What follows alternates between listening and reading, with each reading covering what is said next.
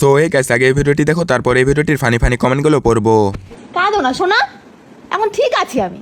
Guys আমার শরীর খারাপ আর আমার ভাই লেবু কেটেছে দেখো।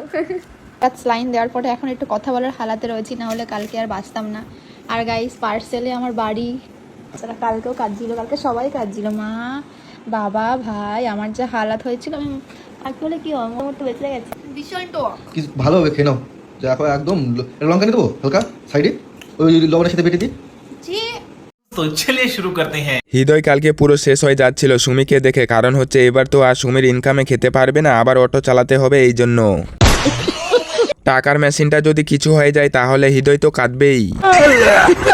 হৃদয় বিয়ের আগেই কাঁদবে বুনু, বিয়ে করার জন্য। বিয়ের পর আর কাঁদবে না, শুধু কাঁদাবে তোমাকে।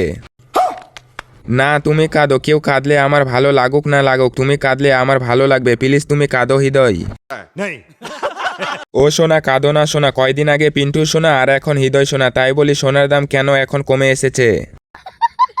হৃদয় চোখে তো মনা জলের দেখাই নেই, কাঁদলো কিভাবে? আই এম তো অবাক। ঠিক বলেছো। আসলে হৃদয় না কাঁদলেও জোর করে কাঁদাবে সুমি। আসলে দেখে মনে হচ্ছিল পুতুল শুয়ে আছে, নাকি মনে হচ্ছিল কারো গু পড়ে আছে। बात तो सही है।